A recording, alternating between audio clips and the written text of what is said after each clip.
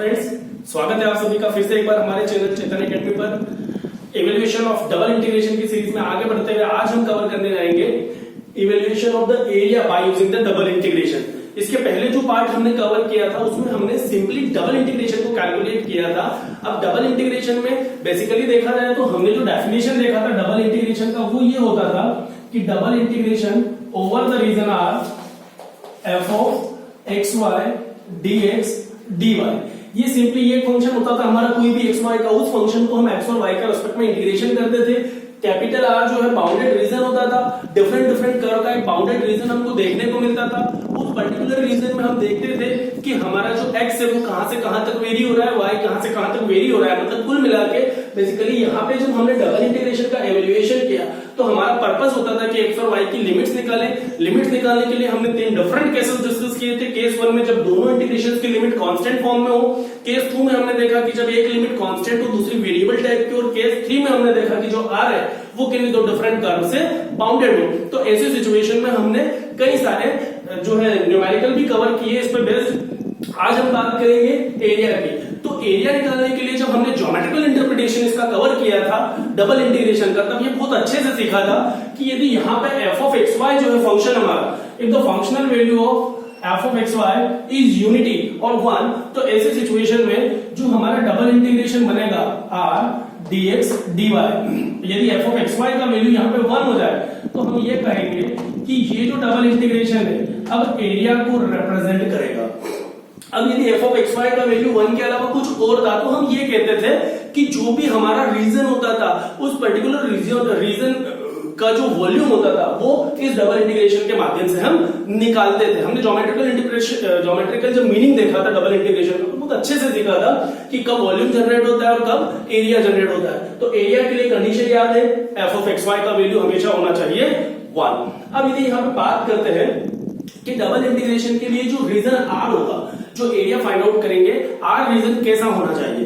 तो हम बात करते हैं यहाँ पे 2 अलग अलग केसेस की बात करें कि सपोज फर्स्ट केस में हम बात करें R1, मतलब फर्स्ट टाइप का रीजन यदि हम देखें कि 2 डिफरेंट कर्व से बाउंडेड हो, y is equal to f1x and y is equal to f2x and the ordinates x is equal to a and x is equal to b। तब जो area बनेगा हमारा वो होगा डबल इंटीग्रेशन, अब double integration r dx dy। अब यहाँ पे हमको कहा गया है कि r जो है वो y जो है आपका f1 से f2x तक है और x जो है वो a से b पे है। तो यहाँ हमको क्लियर ये समझ में आ रहा है कि जो x है वो कांस्टेंट के फॉर्म में गिवन है, y जो है आपको वेरिएबल की टर्म में गिवन है।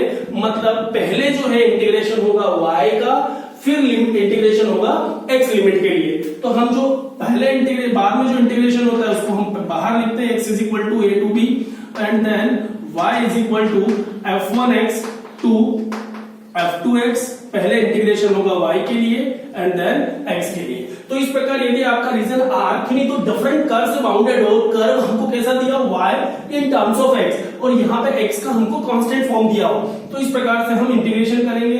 पहले हम 1 का y का रिस्पेक्ट में इंटीग्रेशन करेंगे, y की लिमिट्स रखेंगे इन टर्म्स ऑफ x। पूरे इंटीग्रेशन को जो भी हमारा वैल्यू आएगा उस पूरे वैल्यू को फिर x का रिस्पेक्ट में इंटीग्रेशन करेंगे, x की लिमिट सब्स्टिट्यूट करेंगे, हमको जो है दिए गए रीजन का एरिया देखने को मिलेगा।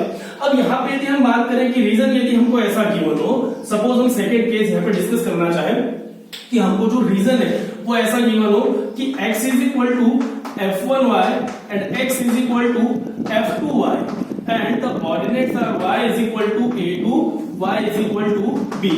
सपोज इस प्रकार का कोई एक रीजन दे दिया जाए और कहा जाए कि इस बाउंडेड रीजन का आप एरिया निकालें।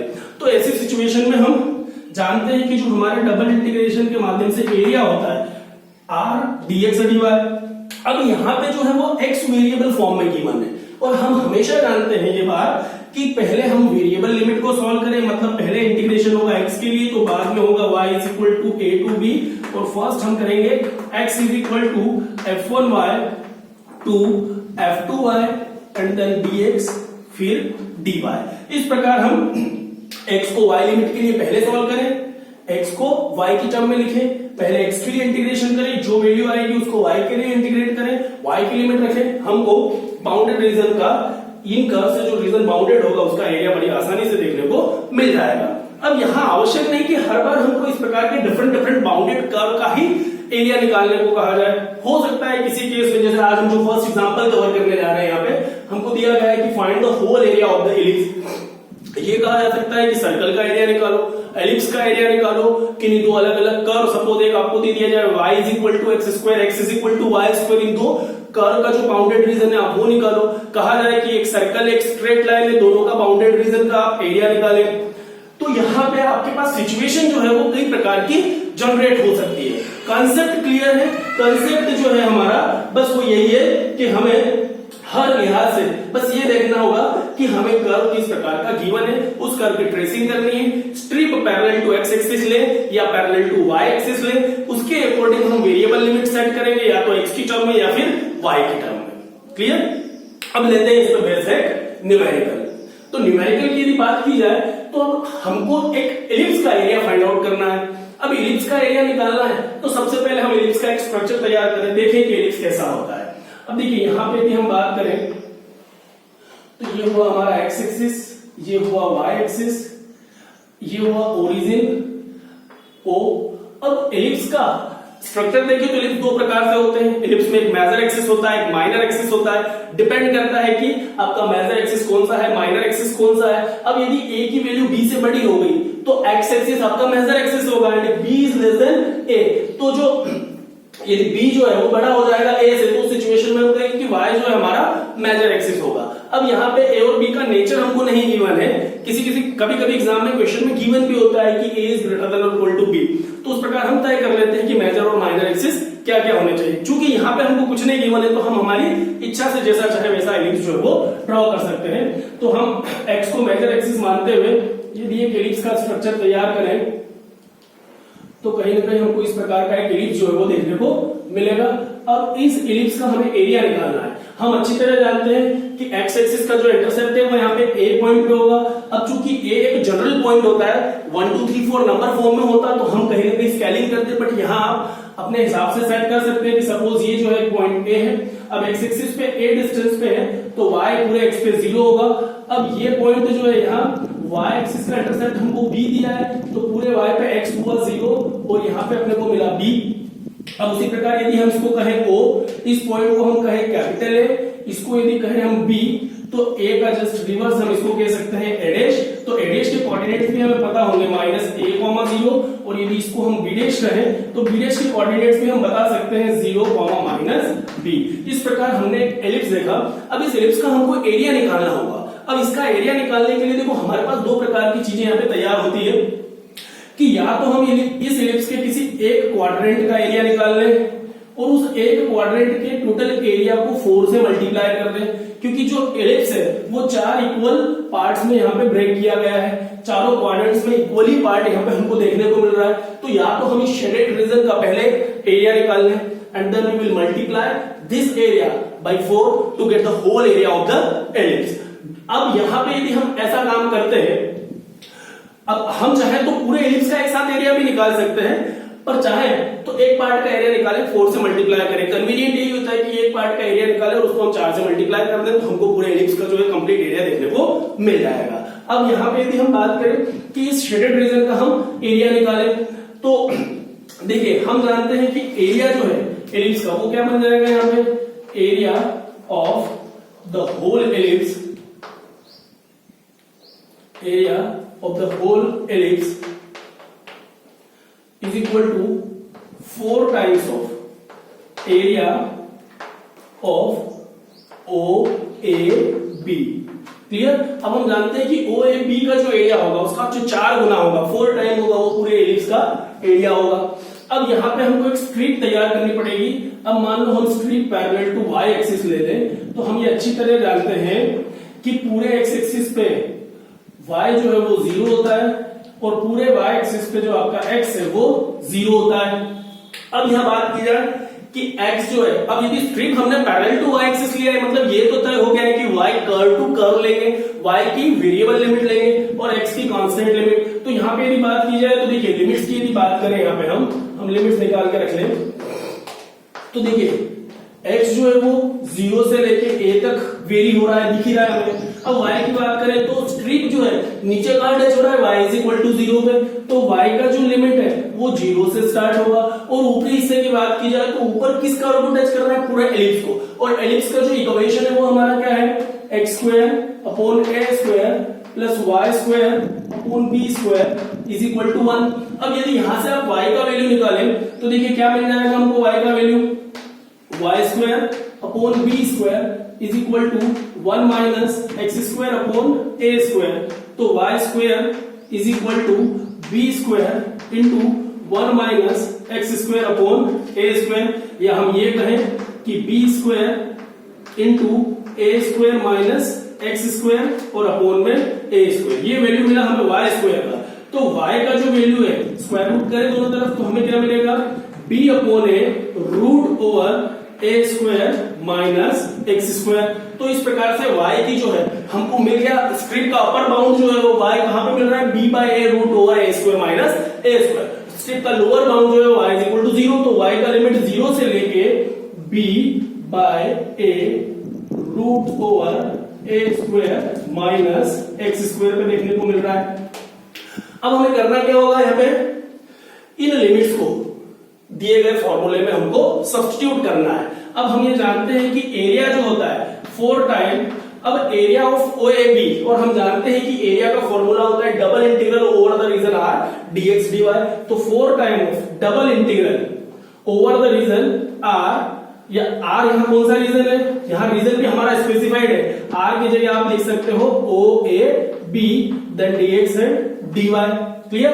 अब देखिए यहाँ पे लिमिट हमको सब्स्टिट्यूट करना है, तो 4 टाइम ऑफ इंटीग्रल, अब कांस्टेंट लिमिट पहले आएगी, x is equal to 0 to a and variable limits बाद में आएगी, y is equal to 0 to b upon a root over a square minus X square. अब चूंकि वेरिएबल लिमिट y की है तो पहला इंटीग्रेशन होगा हमारा y के लिए, और जो सेकंड इंटीग्रेशन, पहले इसको इंटीग्रेट करेंगे, इसका वैल्यू निकालेंगे और बाद में हम पूरी टर्म को x के रेस्पेक्ट में भी इंटीग्रेट करेंगे। हमारा काम हो गया आसान, हमने सब कुछ तैयार कर लिया है। We just have to integrate to get the area of the ellipse. तो देखिए 4 time of x is equal to 0 to a। अब यहाँ पे हमारा फंक्शनल वैल्यू कितना है 1। अब 1 का y के रेस्पेक्ट में इंटीग्रेशन करेंगे तो वो आ जाएगा y, और y की यदि लिमिट्स की बात की जाए तो y is equal to 0 to b by a root a square minus X square dx। अब अपर लिमिट लोअर लिमिट हम रखें तो हमें मिलेगा 4 into X is equal to 0 to a। Upper limit रखें तो y की प्लेस पे हम रखेंगे b by a root a square minus X square and minus y की प्लेस पे यदि हम 0 रखेंगे तो हमें 0 ही मिलेगा। अब इस पूरे फंक्शन का एक बार इंटीग्रेशन करें x के रेस्पेक्ट में, देन x की लिमिट सब्स्टिट्यूट करें multiplying by 4 to get the area of the whole ellipse. तो ये 4 टाइम्स ऑफ, अब ये जो b बाय a है ये कांस्टेंट है तो इसको b बाय a को भी हम बाहर करें तो हमें मिलेगा integration from x is equal to 0 to a root a square minus X square dx।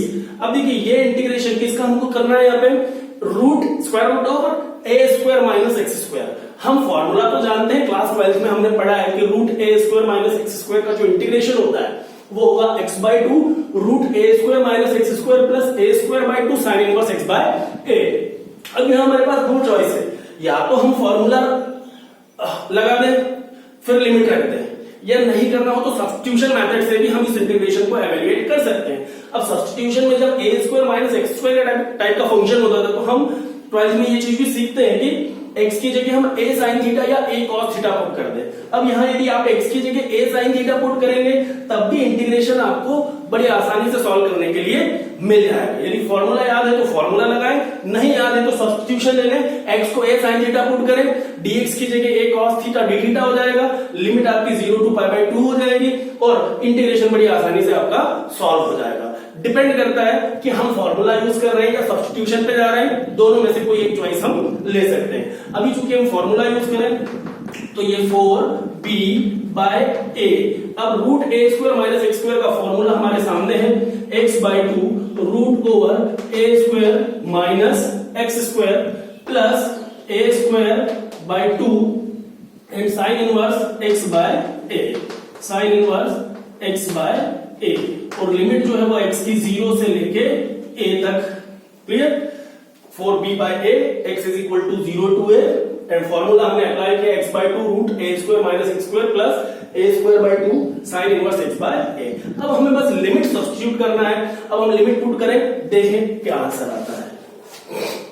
तो देखिए 4b by a तो कांस्टेंट है, इसको एज इट इज रहने दें 4b अपॉन a। अब हम लिमिट रखें, अपर लिमिट में x को हम रिप्लेस करेंगे a से। अब x की प्लेस पे यदि a रखते हैं तो देखो फर्स्ट टर्म जो है यहाँ पे x की प्लेस पे a रखेंगे तो a square minus a square, मतलब फर्स्ट टर्म तो हमारा पूरा जो है वो 0 हो रहा है, लिखने की आवश्यकता नहीं है। सेकेंड टर्म में हम x की प्लेस पे a रखें तो a square sine inverse a by a, तो a square by 2 sine inverse, x की प्लेस पे a रखा तो a बाय a का मतलब हुआ 1, तो ये हो गया साइन इनवर्स 1। अब लोअर लिमिट की यदि हम बात करें तो x की प्लेस पे यहां 0 रखेंगे तो 0 multiply by something is always 0। यहां पे भी हम x की प्लेस पे 0 रखते हैं तो साइन इनवर्स 0 जो है वो भी 0 ही होता है, तो लोअर लिमिट के लिए दोनों ही टर्म्स हमारे 0 हो रहे हैं, मतलब हमको मिला कुल मिला के ये वैल्यू। अब इस वैल्यू को सिंप्लीफाई करें तो 4b अपॉन a, और यहां पे आपका है a स्क्वायर अपॉन 2 और इनटू साइन इनवर्स 1। अब साइन इनवर्स 1 मतलब 1 जो है साइन की कौन सी वैल्यू के लिए हमें मिलेगा, पाई बाय 2 के लिए। तो हम इसको ऐसा अरेंज कर सकते हैं इस प्रकार से कि साइन इनवर्स, यहां पे देखिए साइन इनवर्स 1 को हम लिख सकते हैं साइन इनवर्स, और 1 की प्लेस पे हम लिखेंगे साइन पाई बाय 2, तो हमें मिल जाएगा साइन इनवर्स साइन अलीफा, और हमारा एंगल जो बचेगा वो होगा पाई बाय 2। तो साइन इनवर्स 1 का जो वैल्यू होता है वो होता है पाई बाय 2।